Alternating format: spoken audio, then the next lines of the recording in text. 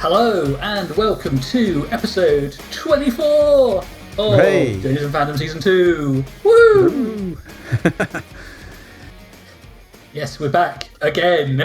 And we're back at Doctor Who. I was going to say, the Doctor Who train is in the station, and whatever analogy you want to say. Yeah. We're into part one of the finale. Yeah, where's all that time gone? It's crazy, isn't it? Yeah. 7 It's weeks. like it's only 7 weeks. 7 weeks ago. Yeah. Whew. Do you remember when series were 13 weeks long? This would be the halfway point. Yeah, it would be actually. Yeah, crazy that. Yeah. Isn't it? It's like Yeah. Could you imagine this 13 weeks solid? I don't know. We'll get into it a bit. But 13 weeks. Ooh. 13 weeks. Yeah. Yes, but yeah. So this is week 7 of the Doctor Who mania, brother. As we started this part of the season with. Oh God. Talking of wrestling, did you see that your favourite was wrestling on NXT for the championship? Oh, Jordan Grace, yes. Yes. That was a bit of a random thing, but not unsurprising these days. Yeah, that was quite cool. I agree. She's fab as well. Oh, she's great, isn't she? Yeah, someone from NXT was facing her yesterday. Yeah, yesterday. So they've done a crossover going the other way. So that's quite cool. Love it. So yeah, before we get to episode 7 of Doctor Who, any news? Well, yeah, I've got quite a bit actually. Quite a bit. Ratings. A bit news. Yeah. Ooh. So ratings for last week, 2.11 million overnights. So it's down by 0.01. And the episode before Dot and Bubble, can't forget, the plus 7s are in 3.10 and then 3.38. So still. Was it Dot and Bubble? So last week's one was Rogue. The weeks before was. Oh yes, of course it was. Yes. Yeah. Yeah, it's the one we actually liked. Yes, Rogue was really good. Dot and Bubble not so much. But still a downward trend. Yes, I would hope to see that trend rises slightly this week. Yes, it's interesting. So I have. Where is it? They did the Radio Times this week. Oh yeah. And I'll try to go and buy it today. I raided the Journeys to Fandom piggy bank to go buy it, but I couldn't find it. And I can't. It's not online, but I've got like a copy of it. If I share, I don't want to play the video. Some woman shared it, but this is really interesting. So basically, if people can't see the screen, he was asked in the Radio Times about the ratings, and he, as you see on the screen here, but he basically says he wants the ratings to be higher, and he goes into kind of a little bit of the sort of nitty gritty with it, and said that actually Space Babies is already up to 5.6 million since it live, which I suppose he's got a point, because we've already talked about ratings. Actually, it's building very slowly, but it's building, if that makes sense. But it's the bit after it that really resonated with me, that he was brought in to make Doctor Who, bring in a youthful audience to Doctor Who, and to get that under 30 demographic. And apparently, although the figures we don't, as people, the public, don't see those figures, he says the BBC are really happy with the figures for the under 30 demographic, which I think is it the key demo they call it in America? Yeah. Where it's. I would love to know how they know the age of the people watching. That to me is a black art. Well, even in America, I follow the wrestling. When we talk about wrestling, the ratings on that, and I don't know how they do it. Other than they actually, while we're talking, it's Alexa, isn't it? She listens to us. She knows how old we all are. She reports back. Facebook has done it. So when I open Facebook, it'll be how do they work out the key demo? This is American. What are they? Because that's the only reference I know, it being to do with wrestling. But it's the same principle. If he was brought in to bring young people in, how do they know the young people are watching it? I suppose if you've registered for the iPlayer, I think it probably asks you for personal information. If you're dumb enough to put in your actual birth date, then I suppose that's one way of working it out. I put my birth date in. You just lie, don't you? Don't give them your personal information, man. They've already got it.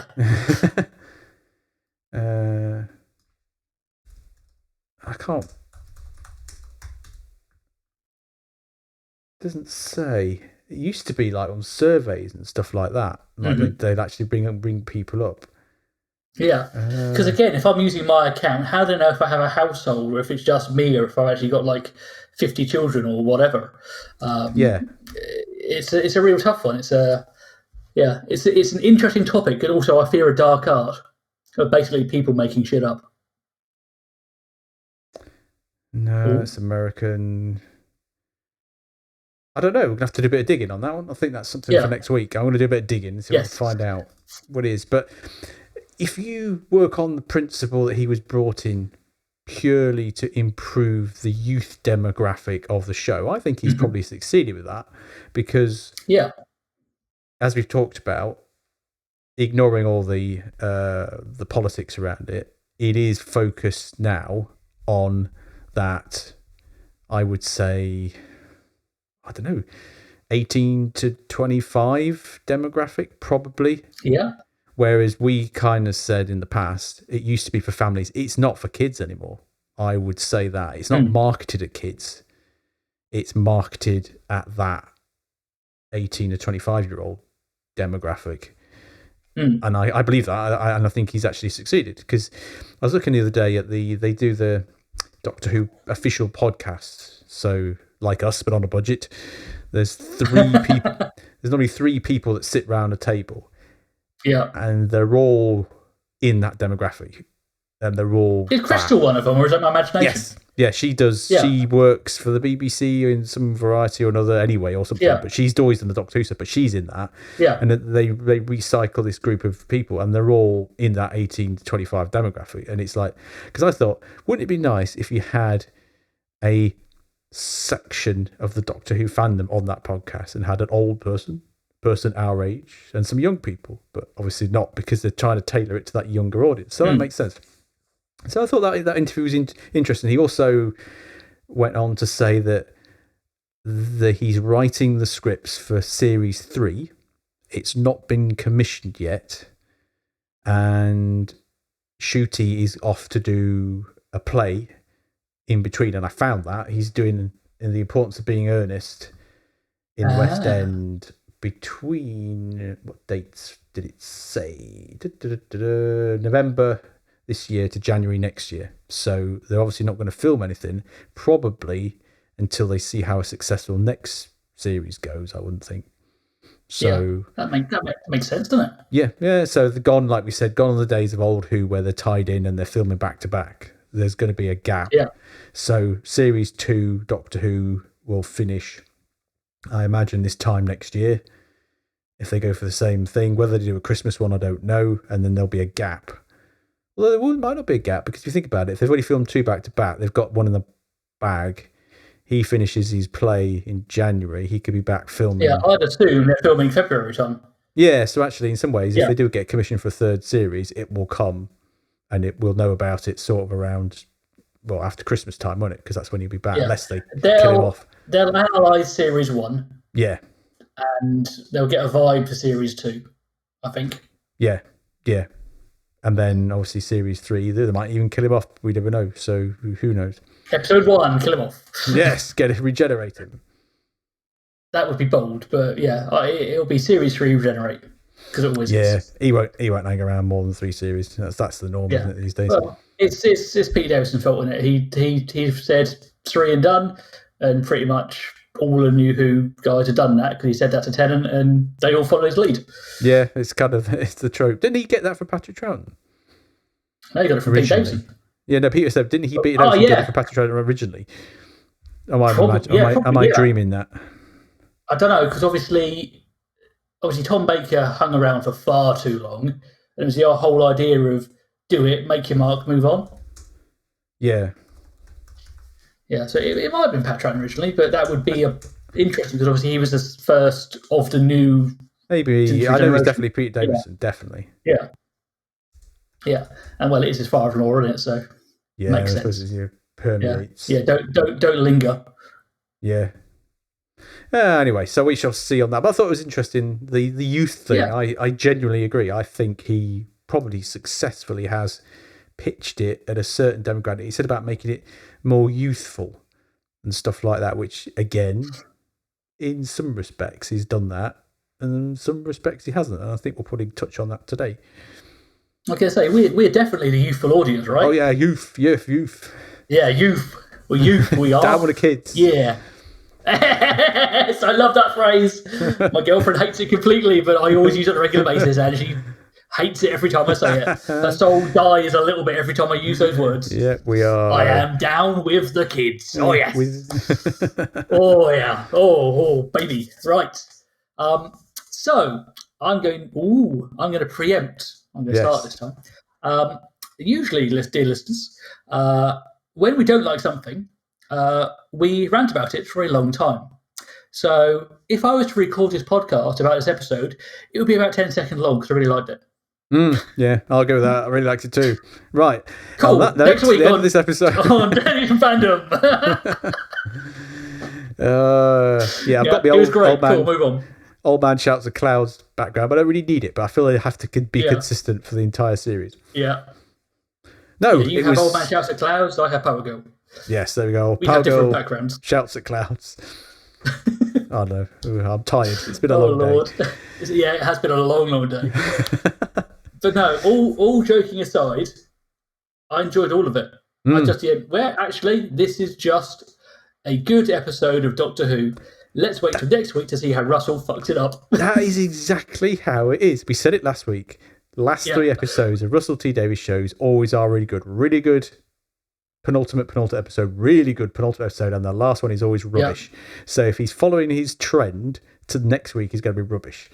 But I don't want it to be, but it's the way it always goes. I enjoyed it so much, I'm almost tempted to book a cinema ticket. I did think that as well, and then thought I haven't got the ability to do it. But I'm too old and too grumpy to do it. But actually, if I knew that the next episode was going to be as good as the one I've just watched, I'd be in the cinema. I did think, I'm not going to cinema. I'm tempted to wait until midnight next Saturday and watch it as it comes. That's how crazily pleased I was with it, impressed, whatever you want to call it, with that episode. No, it was really good, really proper edge of the seat stuff. And where do we want to start? Lots of things flying around. Yeah.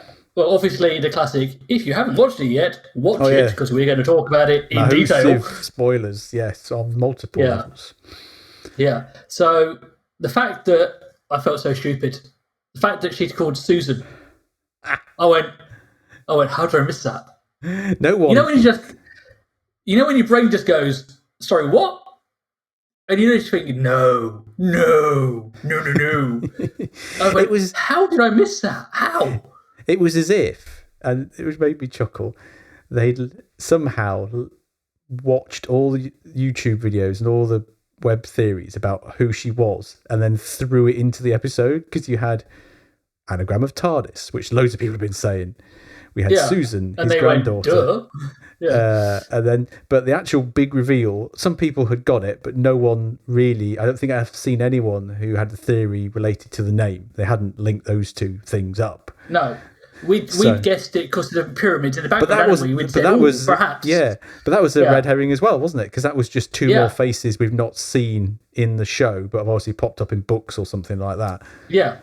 So we got that on a tenuous, that and the one who waits because it's a god and he's faced a god before. Yeah. So it's a bit tenuous, but it wasn't the fact that it was Sutekh. I thought, that's really clever. Yeah. Yeah, because as soon as it started merging, they went, no, we got it right, but for the wrong reasons completely. Yeah. But it was just like, yes, I felt so clever and so stupid. Yes, we're going to throw all these red herrings in just because we can. Yes. Yeah. So the fact we still don't know who Ruby's mother is, even when they had the little photo thing. We don't. The thing is, it's not a criticism, but it's a good criticism. At the end of the episode, we didn't learn anything other than Sutekh has returned. We haven't learned who Ruby is, who her mother is, who Susan Twist is, and how she managed to do all that stuff. We didn't learn anything. So we've got all that to come. So it's like they dangled all these mysteries and they didn't solve anything. It's a perfect politician speech. They spoke for 45 minutes and said nothing. Yeah. And you go, yes, perfect. Because obviously Susan Twist is related to Sutekh, but she's not Sutekh embodied. I thought she was going to end up being his kind of vessel, but obviously he popped out in full CGI dog form, whatever it is, jackal, isn't it? At the end. So she's not related to that, but why? Was it all just a trap? The one thing, and we're going to jump around, I know, in a lot of this, although we joked about it way back, I still think Ruby is going to be her own mother or something. Reason being, obviously, we've got Mrs. Flood, haven't we? Mrs. Flood is obviously not a TARDIS or anything weird. She's just one of Sutekh's followers. So you've got Mrs. Flood and Grandma separated from everybody else. So do we think that he's going to use Grandma as some kind of leverage to make Ruby do something to create this kind of time loop herself? And the fact that she's pointing in that video, it's because it's Ruby trying to warn the Doctor in the future, in the past, that kind of thing. It's a bit tenuous, but that's what I'm going for. Ruby is going to be created. That works for me. Yeah. She's going to be the key to the time loop that Sutekh has created her in order to get him free. And she has to put herself back in time to create that loop. That's how I think it's going to work. Yeah. So she's not real. She is created by him in order to free himself. That's my theory. That's my theory. So we've just finished recording, and now we're recording again. And by the power of time travel, no pun intended, we're going to slot this in because Matt's had a better theory, which I kind of agree with, about how Ruby is going to be in the past. So part this one, Sutekh is going to use Grandma as leverage, probably against the Doctor, not necessarily against Ruby, because he knows that the Doctor will save the one person. So that's Grandma is leverage for something. Yeah. That's what we know. Yeah. Go for it. How are we going to get Ruby from one side to the other? The episode finishes, Ruby is in the time window, and I don't think she's going to leave that time window next episode. So the time window's on, and she is going to use that window to travel back to when she's born to somehow interact with, or probably even be her own mum, like will herself into existence, kind of thing. Because I like this because it's time. She's seen that happen, so she wills herself into existence. So she's not born from anybody. She creates herself going back in time because she's already seen it happen. So she knows that her as a baby is put by the church. So using the time window, she wills herself into existence because it's already happened. So she knows it's already happened. So by default, when she goes back in time through the time window, she puts herself there because she's already there. If that makes sense. It's that timey-wimey thing. There was the throwaway lines of, you can't, how can you have a granddaughter if you haven't had kids yet? And they go, well, it's all time travel nonsense, so that's absolutely fine. Yeah. The fact that the Doctor says, if you can't stand in the way of where the woman in the robes is going to walk because you'll interfere with what's happened already, and you can't change anything, so she is going to definitely change something. Yeah. They've set it up to happen. Yeah. So she is either going to interfere with him, or she's going to become the woman in the robes. And there's something gonna happen there. And literally, as soon as we finished recording, we suddenly went, "Oh God!" Just an idea dump. Yes. And we went, "Quick, record it before we forget what it was." Because you also said the fact that she's the time window. That's why it keeps snowing, because she's in the time window, and it's dragging back to that point in time when it's snowing. Yeah. So that would make sense. She is almost a fixed point in time of when she's born. That point keeps radiating out, and it's radiating through her because she's connected to it. Yeah, I agree with you. I think Unit Soldier's going to die because that's what they do. Yeah, she's going to stay she does. in that time window, and is going to somehow manipulate the past to get to the point that she needs to be. So I think, she's going to end up creating herself through time itself, because it's that thing. It's already happened. She's seen it already happen. So therefore it's going to happen again because I'm going to make it happen. Yeah. And that's going to somehow also probably save the day in some way without her being like a superhero. It'll be a normal person. I don't mind that. I don't mind if she's it's not going to be Super Rose. It's going to be Ruby just being Ruby to do it. And if it turns out she's some kind of entity with no parents that's just created, willed into existence because of the time itself, that's quite cool. And I can go with that. I could go with her saving the day in that way because it kind of makes sense. Yeah.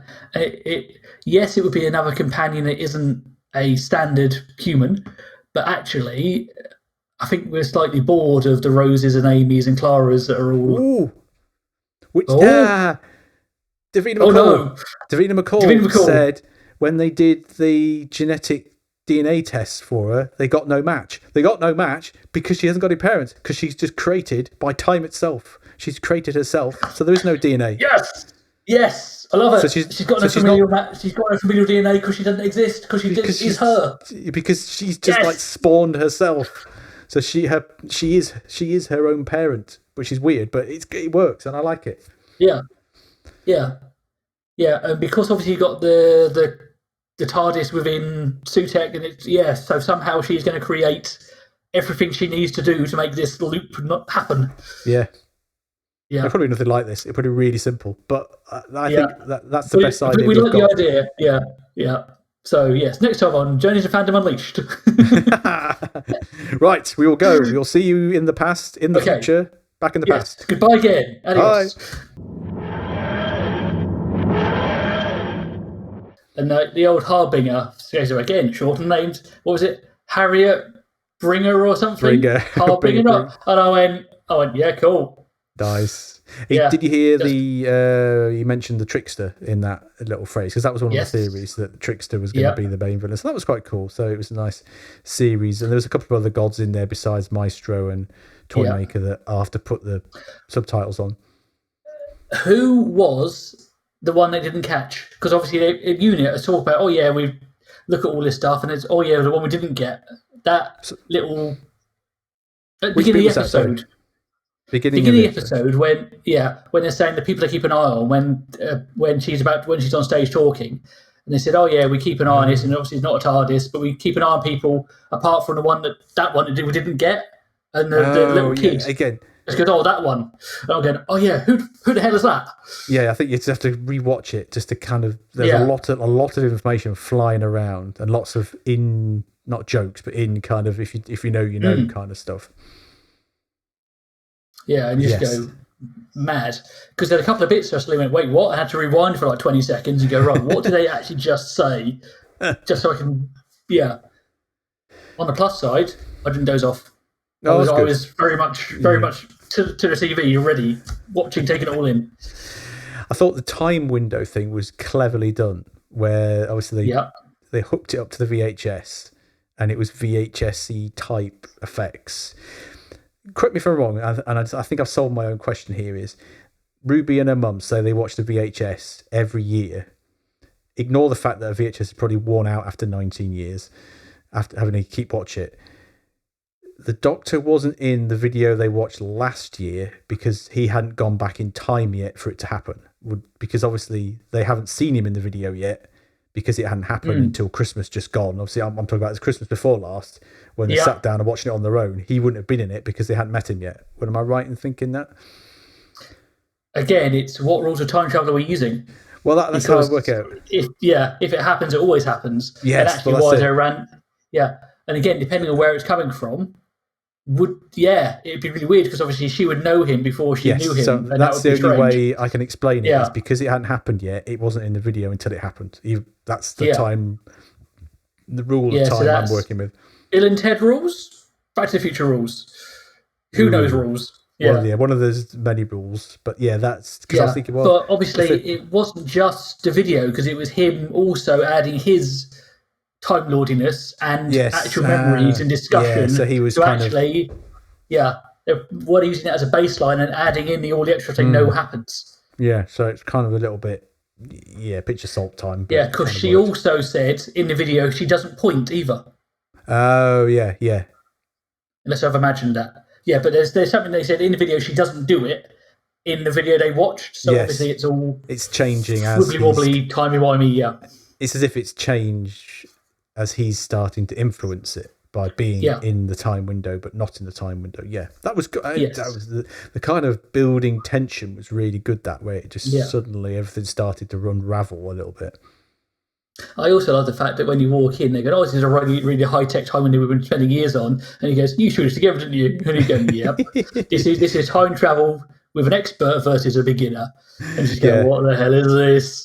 He's like, just laughing. What is this? He was great all the way through this. Again, 2 episodes in a row. It's that, especially that bit where he kind of, when he's with Mel and he kind of had that moment by the lift and she just basically told him to sort himself out and get it sorted. But he's just kind of like, it's kind of what you would do when you're just kind of exasperated and just worn down. And she's just like basically giving him the pep talk saying, get on with it, which is what she always used to do to Six anyway. Just boss him around. Really. And she's still doing it now, which is brilliant. Another nice little touch there. Yeah. I thought Rose was good. Yeah. I think she was just there being her, which I think went, yep, cool. Yeah, Lovely. there was no, like there was with 14, there was no kind of overt kind of, there was a tiny one, but again, it was just, it worked. It was just, it was being a normal character rather than just kind of being there for another reason. It just, she just slotted in. And actually better than Donna. I thought in the whole unit thing, she kind of fitted better in the mold than Donna would have done, if that makes sense. Yeah. And the fact is, like, her mum is part of unit, and she said, "Oh, how's your mum and how's your uncle?" Yeah. He's still drinking tea. So 14 is still just sat there in the garden drinking tea still. When Sutekh has returned to destroy the Earth, and he's like, "Oh, I'm not having a cup of tea." Yeah, don't worry, he's got this. I'm just going to drink more tea, lovely. If he's not in the episode next week, I'll be very surprised. I don't know. There's no way he can be in there. No, Russell, it would just detract. Russell has already said, but I just can't. Yeah. We talked about it enough. I'm not going to go down that road because it grates on me a bit. Drinking tea.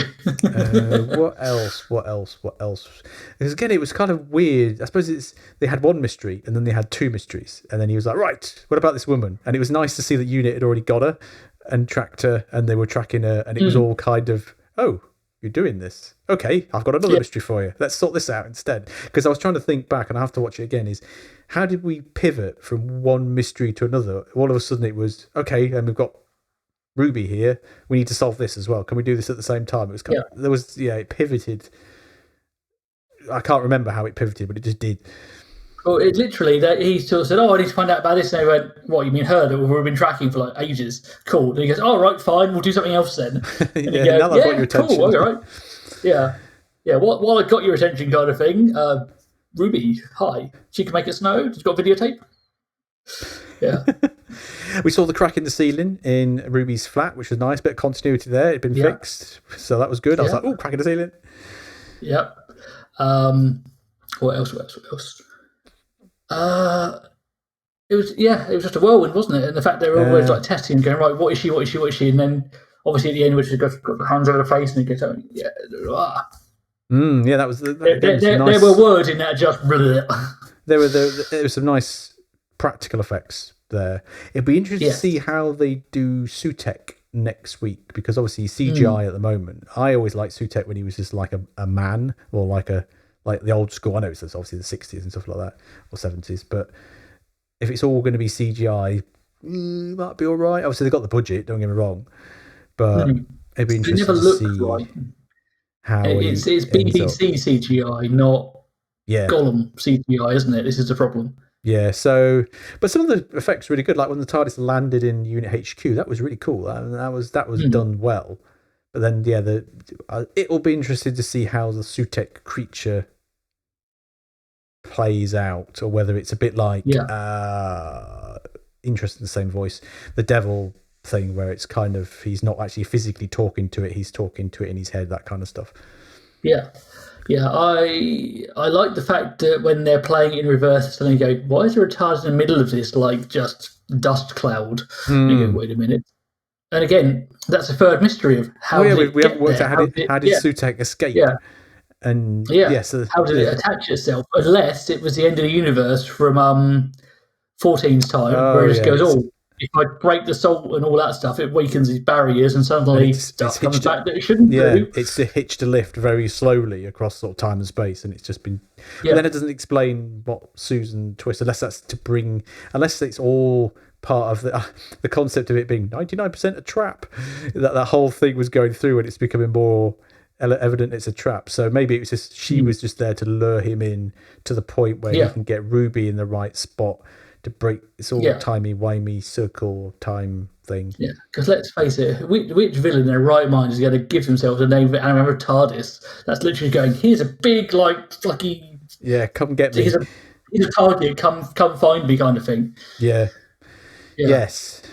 Gabriel Wolf was the voice of Sutekh, which I thought was cool. Brought him back again, which is brilliant.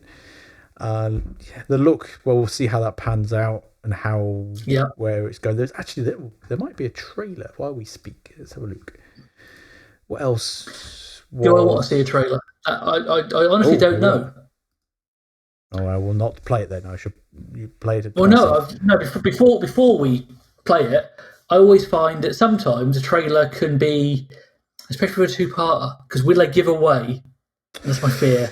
They might give away two. Hopefully, they didn't put a trailer at the end of the episode, so they didn't do that. That I was happy with. They went, there's no spoiler because normally it's a case of next week on Doctor Who. Oh look, I'm fine. And you go, please, don't do that. Okay, I might just leave it. Unless the trailer is literally, how's he going to get out of this mess?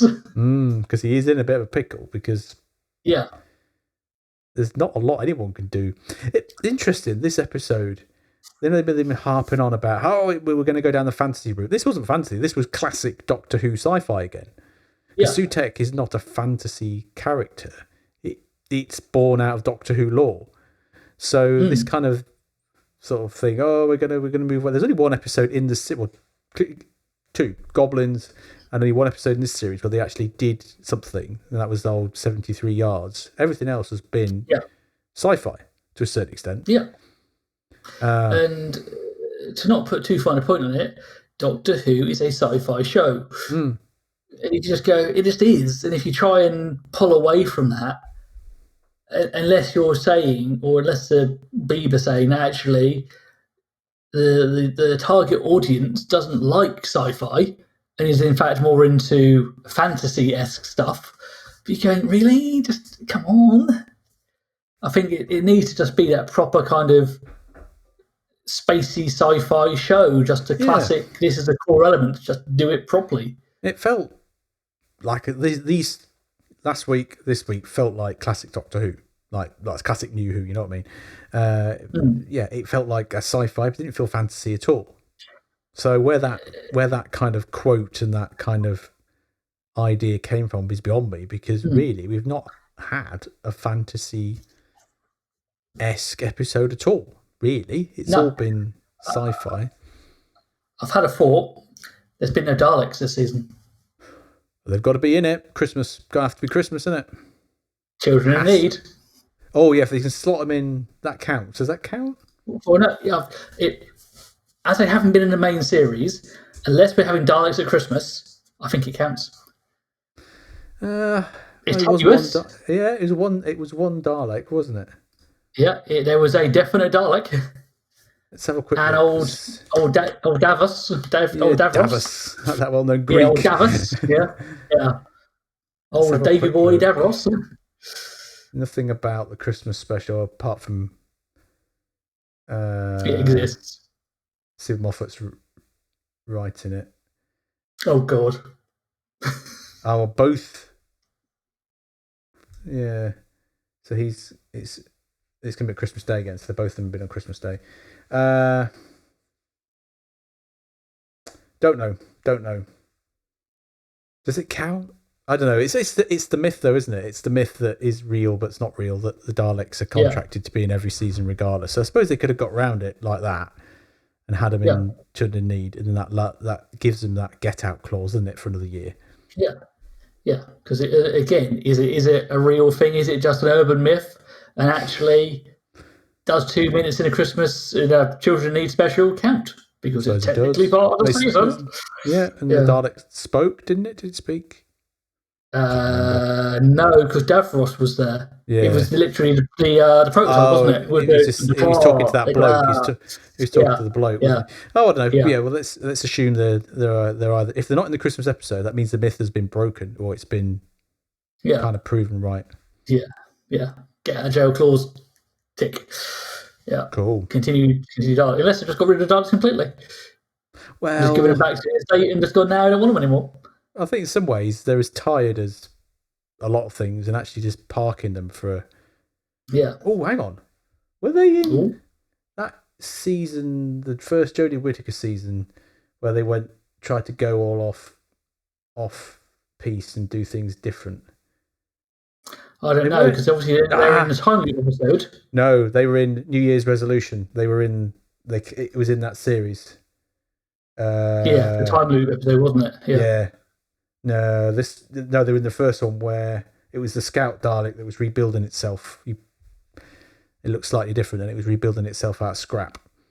Oh, yes. Yeah, so yes, they were in that series. Then they were in the time loop series at the other Christmas, and then they were also in another episode as well. So yeah, they've been in multiple episodes. So ignore that one. Because obviously in her regeneration arc, weren't they? Because obviously the Cyber Time Lords and the Daleks are all teamed up, and it was a mess. Yeah, so they've not gone away. So this will be the first series where they've not been in a main episode. Children Need counts. Yes. I suppose they weren't in the 14th Doctor era, were they? Either. So the Children in Need might have had... Well, they were in... Yeah, they were his... Yeah, no, they were. That was the 14th Doctor. Yeah. David Tennant was there, wasn't he? So they've not... Yeah, but do the specials in season 1 all count as a... It's all RTD here, isn't it? It's all just his first bit. Yeah, it's all urban myth, isn't it? Urban legends. Oh, I don't know. So... Yeah. Anything else that was good about this? I think, all joking aside, the episode was just good.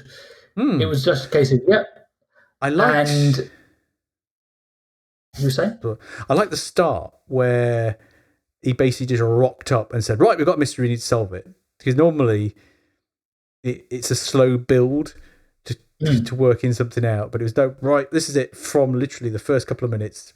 I need to sort this out. We've got this problem. And basically telling the other characters what we as the viewers have already spotted. Like, I've worked it out. This is what we need to sort out. Not like Bad Wolf, which took him an age to work out. It's like, right, we need to sort it out. No messing about. So the episode didn't sort of trundle along with Susan Twist there. And because sometimes they do it, don't they? Where they have like the evil character in the background, and then suddenly the Doctor works it out about halfway through. This was just like, I've worked it out already. And like we said, it was all a bit of a red herring in itself. I think that's the thing, because if you look at Bad Wolf, which was the slow burn, you had to do something different. So actually have him turn up and go, what the hell is going on? Is also very much 15. It's just a case of, what the... Yeah, straight in. Yeah. I'm just going to sort this out now. Yeah, because we've said, and we've been struggling to work out what his character is. And it's weird. This whole series, all joking apart, with the Russell T Davies finale episode,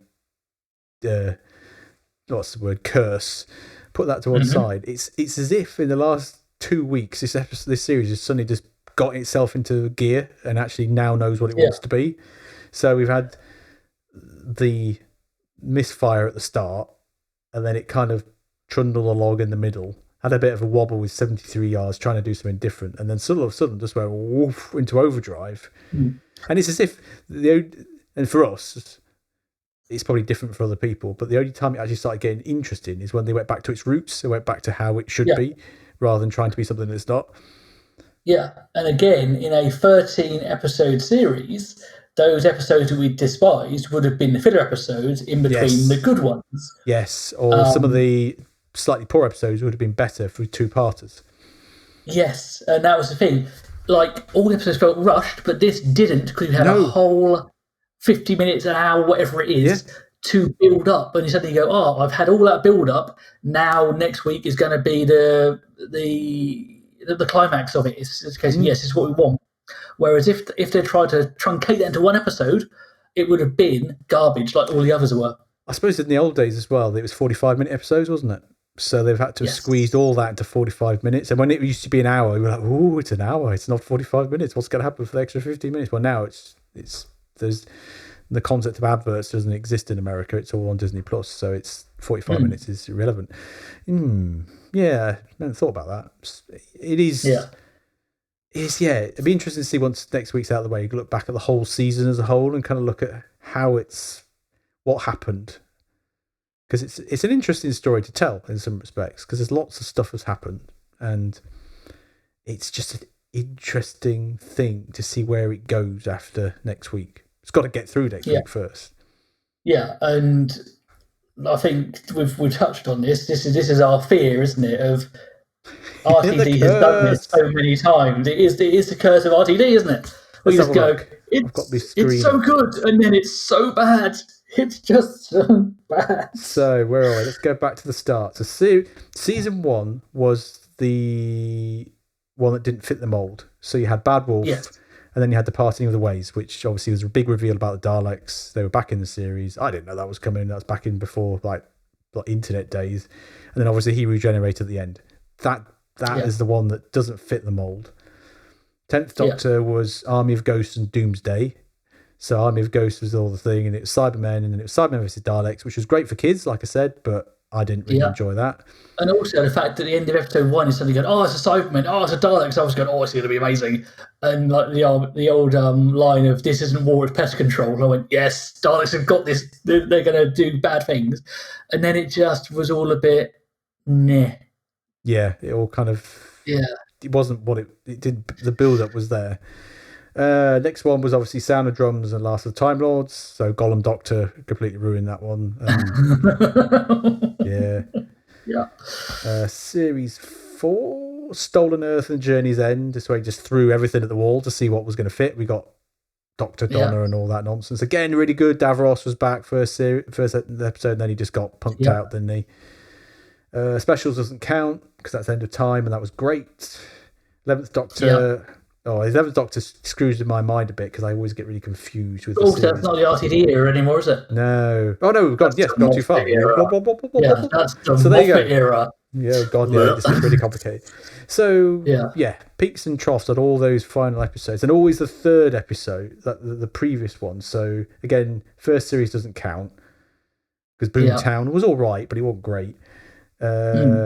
So series 2 was Fear Her.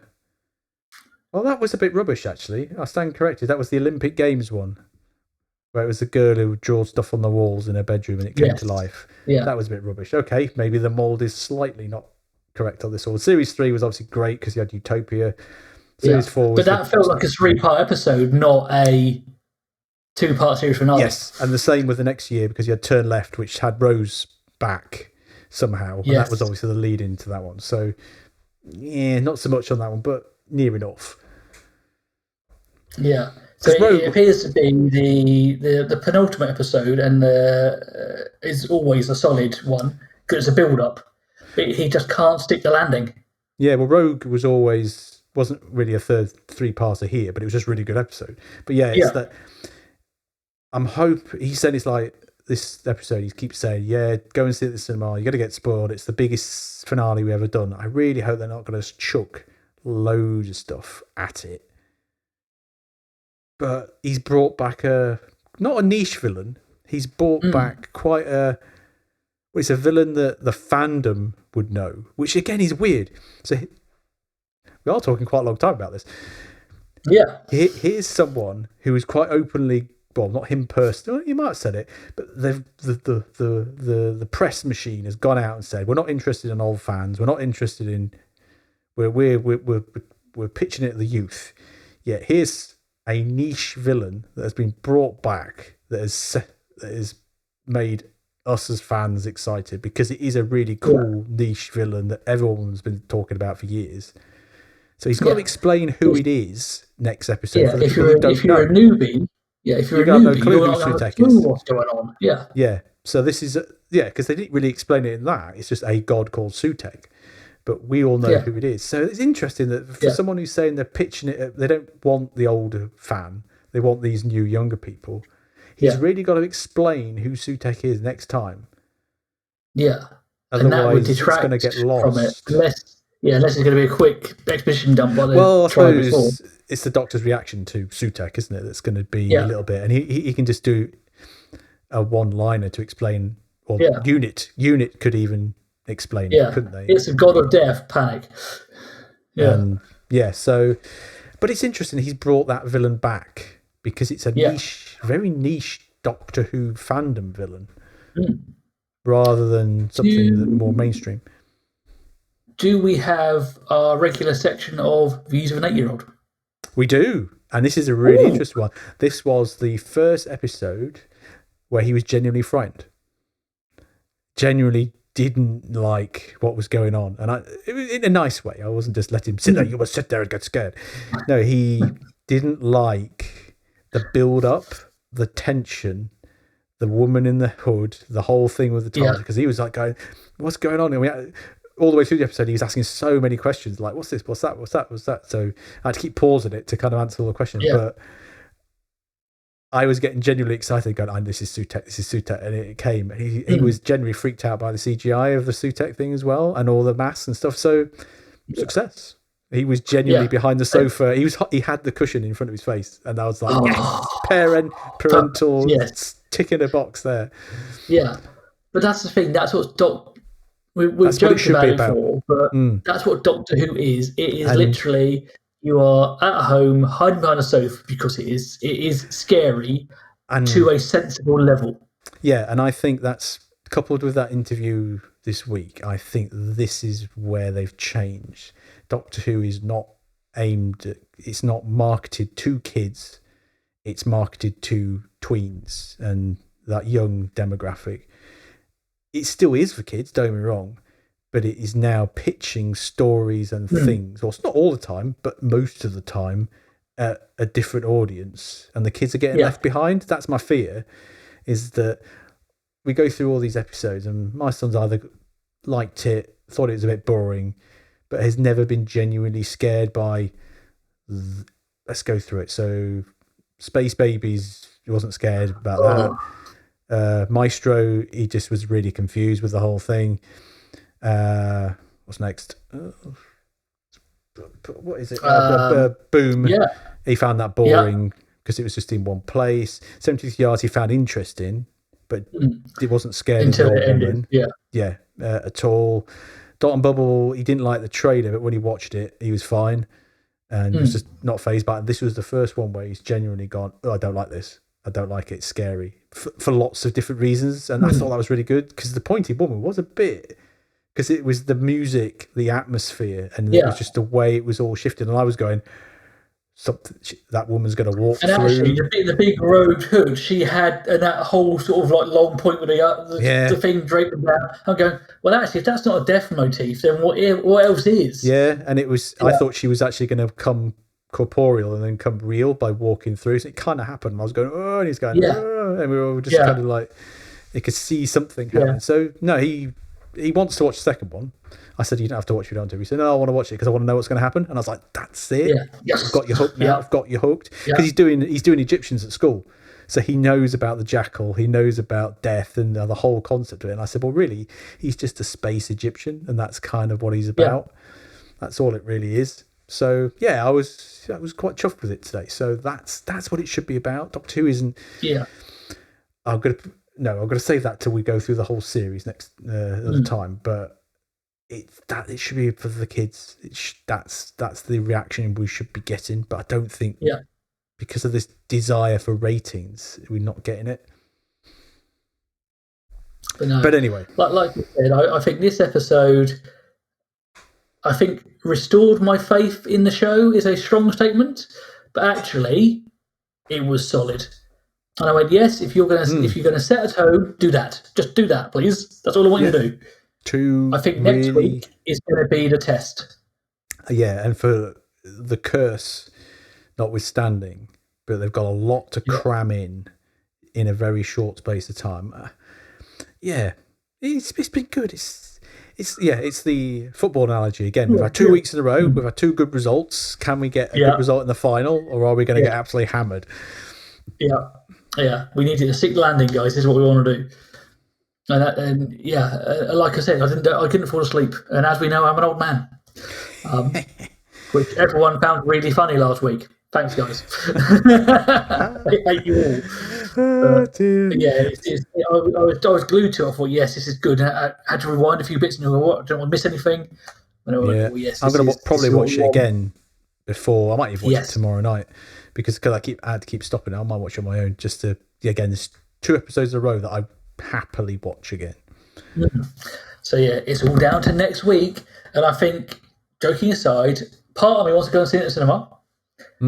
But if I don't, I think I might just sit and watch it that night when it comes out. Yeah, I think just because I know my iPhone hates me, and I wake up in the morning and it'll say surprise. Yeah, a bit like when you vegetable. Yeah, a bit like when WrestleMania's been on. I avoid touching any social media. So if I don't watch it at midnight next Saturday, I'll be watching it in the morning. Get a few things done and then watch it. Get it out for lunchtime. I'll get up and watch it before I go anywhere, because otherwise some sort will just go, "Oh yeah, did you see?" No, shut up. So it will be interesting to see what they do and how they do it. Yeah, can you stick the landing? Come on, RTD. And my theory, Ruby stands. All joking apart, Ruby is Ruby. Ruby's mum is her, and somehow she's been created by Sutekh to open the portal to get him back, and he'll use Grandma as the leverage to get that done. Grandma is going to be leverage for something. Yeah, but I don't know what. Just be good. That's all I want. The one thing that also is interesting is, don't forget the analogy from Meister episode. There's always a twist at the end. So is there going to be a twist, not Susan twist, but another twist at the end? Yeah, like I said, just be good. Just be good. That's all I want. I'm literally asking I'm asking for nothing else. Dear RTD, just stick the landing. That's all I want you to do. break the cycle, and listen to my fanboy prayer here. Just don't fuck it up. Just please. I think that's the parting comment. Just don't fuck it up. Get it right. Yeah. Be good. You can't say any more than that. You wait. It'll be an hour's political message heavy episode.